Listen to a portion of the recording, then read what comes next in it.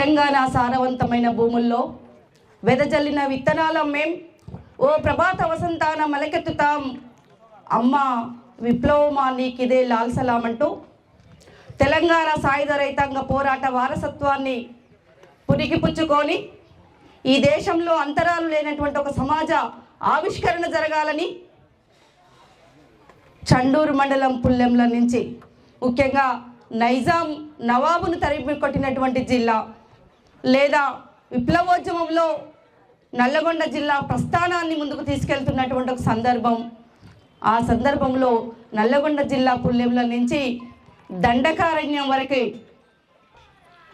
దేశాన్ని విముక్తి చేద్దామని బయలుదేరి వెళ్ళినటువంటి కామ్రేడ్ హనుమంత్ అన్నకి సిపిఐఎంఎల్ న్యూ డెమోక్రసీ పక్షాన ముందుగా విప్లవ జోహర్లు అల్పిస్తున్నాం. లాల్ సలాం, రెడ్ సెల్యూట్.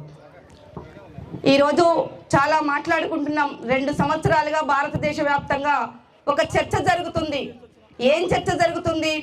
మావోయిస్టు పార్టీ ఈరోజే పుట్టుకు రాలేదు, లేదా ఈ దేశంలో విప్లవ పార్టీలను ఈరోజు పుట్టుకొచ్చినటువంటి కాదు. నిర్బంధం ఎదుర్కొంటున్నటువంటి అనేక ఒడిదుడుకులు ఈ గత 50 సంవత్సరాలుగా విప్లవోద్యమం ఎదుర్కొంటుంది, ముందుకు పోతూనే ఉంది, ప్రజల సమస్యలు అడ్రస్ చేస్తూనే ఉంది, మాట్లాడుతూనే ఉంది, పరిష్కార మార్గాలను వెతుకుతూనే ఉంది. కానీ ఈ మధ్యకాలంలో ముఖ్యంగా మోడీ ప్రభుత్వం అధికారంలోకి వచ్చిన తర్వాత ఆపరేషన్ కగారు పేరుతో దండకారణ్యం నుంచి మొదలు పెట్టుకుంటే అర్బన్ నక్సలైట్ల వరకు ఈ దేశంలో ప్రజల పక్షాన దోపిడీని ప్రశ్నించేటువంటి వాళ్ళు, దోపిడీకి వ్యతిరేకంగా మాట్లాడే వాళ్ళు ఎవరైనా కూడా మేము సహించమని ఆపరేషన్ కగారు పేరుతో 2026 మార్చి 26 కల్లా మావోయిస్టు రహిత భారతదేశాన్ని నిర్మిస్తానని మాట్లాడుతున్నటువంటి, అంటే మీరంతా రాజ్యాంగం మీద ప్రజాస్వామ్యబద్ధంగా రాజ్యాంగం మీద ప్రమాణం చేసినటువంటి వాళ్ళు, రాజ్యాంగబద్ధంగా దేశాన్ని పరిపాలిస్తారని మాట్లాడుతున్నటువంటి వాళ్ళు ఈ యొక్క దేశంలో 2026 కల్లా డేట్ ప్రకటించి హత్యలు చేస్తాం, 100 మందిని 1000 మందిని చంపుతామని ప్రకటించినటువంటి వాళ్ళపైన ముందు రాజ్యాంగబద్ధంగా ఏం చేయాలో ఈ పుల్లెంలో విజ్ఞత కలిగినటువంటి ప్రజలు లేదా ఈ దేశంలో ప్రజాస్వామికవాదులు ఆలోచించాల్సినటువంటి అవసరం ఉంది. ఒక చిన్న మర్డర్ కేసులో ఉన్నటువంటి వాళ్ళకి ఏం కేసులు పెడతారు? మరి లక్షల 1000 మందిని ఈరోజు అక్కడున్నటువంటి ఖనిజ సంపదను దోచుకోవడానికి అడ్డంగా ఉన్నటువంటి వాళ్ళ మీద ఈరోజు ఇంత దుర్మార్గంగా డేటు టైము సంవత్సరం ప్రకటించినటువంటి మోడీ షాలని చట్టబద్ధంగా ఎలా శిక్షించాలో మనం ఆలోచన చేయాల్సినటువంటి అవసరం ఉంది. ఏంటి మావోయిస్టులు ఈ దేశంలో చేసినటువంటి నేరం? పుల్లెంల గ్రామంలో పుట్టినటువంటి కామ్రేడ్ హనుమంత్ చేసినటువంటి నేరం ఏంటి? ఈరోజు దండకారణ్యంలో ముఖ్యంగా ఛత్తీస్గఢ్ కావచ్చు, సుక్మా కావచ్చు, కాంకేర్ జిల్లాలు, బస్తరు, ముఖ్యంగా మధ్య భారతంలో ఒక సమాంతర రాజ్యాన్ని నడిపించినటువంటి మావోయిస్టు పార్టీ చేసినటువంటి అంశాలేంటియో మనం చర్చించుకోవాల్సినటువంటి అవసరం ఉంది.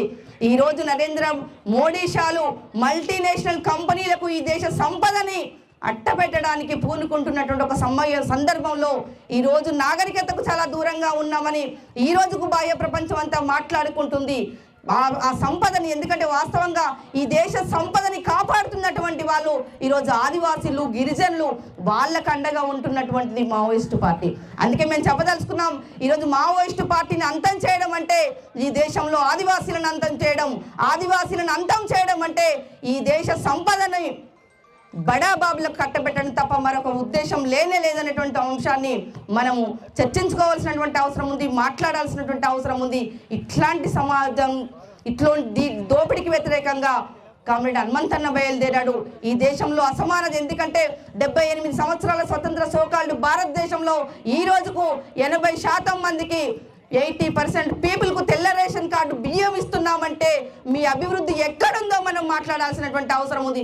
అభివృద్ధి చెందిందని దేశం నుంచి, రాష్ట్రం నుంచి, గ్రామం దాకా మాట్లాడుకుంటున్నటువంటి ప్రజాస్వామ్యబద్ధంగా పార్లమెంటరీ పద్ధతి ద్వారా మాట్లాడుతున్నటువంటి వాళ్ళు ఈ ప్రజలకు సమాధానం చెప్పాల్సినటువంటి అవసరం ఉందనేది నేను అభిప్రాయపడతా ఉన్నా. 80% ప్రజలకు మీరు మాట్లాడుతున్నారు, దరిద్రం ఉంది, తెల్ల రేషన్ కార్డు బియ్యం ఇస్తున్నారంటే మీ అభివృద్ధి ఏ ప్రజల అభివృద్ధి, మీ అభివృద్ధిలో ఏ ప్రజలు ఉన్నారనేటువంటి అంశాన్ని మనం మాట్లాడుకోవాల్సినటువంటి అవసరం ఉంది. మీ అభివృద్ధిలో ప్రజలు లేరు, మీ అభివృద్ధిలో మతం ఉంది, మీ అభివృద్ధిలో కులం ఉంది తప్ప ప్రజలు, ప్రజా సమస్యలు లేవు అనేటువంటి విషయం చాలా స్పష్టంగా అధికార మార్పిడి అనంతరం ఈ 78 సంవత్సరాల్లో ప్రూవ్ అయింది. ఇక ఈరోజు చర్చ, ఇంతకుముందు మిత్రులు చాలా మంది మాట్లాడి నేను ఆ చర్చకి వెళ్ళను. ఈ సందర్భంలో ఇక ఈరోజు మావోయిస్టు పార్టీ ఉండాలా లేదా, ఎట్లా సైద్ధాంతికంగా ఉండాలి, అనేక చర్చలు జరుగుతున్నాయి. ఆ లోతుల్లోకి నేను వెళ్ళను. కానీ అసమానతలు ఉన్నంతకాలం, దోపిడీ ఉన్నంతకాలం ఖచ్చితంగా విప్లవోద్యమం ఉంటుంది. విప్లవ పార్టీలు బతికే ఉంటాయి, ప్రజల్లో ఉంటాయి, ప్రజా సమస్యల పట్ల ఉంటాయి. ఈరోజు అనేక ఆంక్షల మధ్యలో ఈరోజు ఇక్కడ కూర్చున్నటువంటి వాళ్ళు ఈరోజు చాలా మాట్లాడుకుంటున్నాం. దేశం ఒక పక్కన మాట్లాడుతుంది, రాష్ట్రం ఒక పక్కన మాట్లాడుతుంది. ఎందుకు ఒక డెడ్ బాడీ ఊర్లోకి వస్తే ఇన్ని ఆంక్షలు పెట్టాల్సినటువంటి అవసరం ఏముందో మనం చర్చ చేసుకోవాల్సినటువంటి అవసరం ఉంది. ఈరోజు ఇన్ని ఆంక్షల మధ్య ముఖ్యంగా ఇక్కడ వచ్చి కూర్చున్నటువంటి గ్రామ ప్రజలకి ముఖ్యంగా నేను రెడ్ సెల్యూట్ చెప్పదలుచుకున్నాను.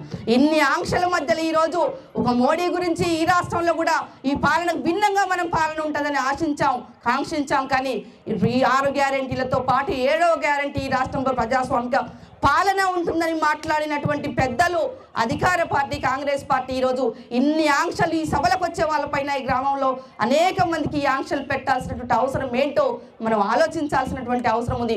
అందుకే ఈ ప్రజాస్వామ్యం మీద నమ్మకం లేనటువంటి హనుమంతన్న తన సాయుధ పోరాటాన్ని ఎంచుకుంటూ, సాయుధ పోరాటం ద్వారా మాత్రానికే ఈ దోపిడీని అంతమొందిస్తామనుకుంటూ అది మాత్రమే ప్రజలకు విముక్తి అని భావించాడు. అట్లా బయలుదేరినటువంటి హనుమంత 45 సంవత్సరాలుగా నేను గర్వంగా చెప్పదలుచుకున్నా. మా మండలం పక్క మండలమే, మాది నాంపల్లి మండలం, గానుగపల్లి గ్రామం పక్క మండలం. ఆ పక్క మండలంలో నిజంగా ఇంత అద్భుతమైనటువంటి వ్యక్తిని, దండకారణ్యాన్ని ఒక 5 రాష్ట్రాలని గడగడలాడించి, మోడీ సర్కార్ని గడగడలాడించి చెమటలు పట్టించినటువంటి కామ్రేడ్ హనుమంతన్న మా పక్క మండలంలో పుట్టడం, అట్లాంటి వారసత్వాలకు మేము కూడా కొంత మా వంతు బాధ్యతగా నెరవేర్చినందుకు చాలా గర్వంగా కూడా ఉందనేది చెప్పదలుచుకున్న కామ్రేడ్. అందుకే అంతరాలు లేనటువంటి నూతన సమాజ ఆవిష్కరణ జరిగే వరకు వర్గ పోరాటాలు ఉంటూనే ఉంటాయి. వర్గ సమాజం ఉన్నంతకాలం వర్గ పోరాటాలు ఉంటాయి. పేద ప్రజలు విముక్తి అయ్యేంత వరకు 100కి 80% ఉన్నటువంటి ప్రజల విముక్తి నిజమైనటువంటి విముక్తి. ఆ విముక్తి మార్గం సాయుధ పోరాట మార్గం తప్ప మరొక అంశం కాదు అనేటువంటి విషయాన్ని చెప్తూనే నాకు అవకాశం ఇచ్చినందుకు మీ అందరికీ విప్లవాభినందనలు తెలియజేస్తూ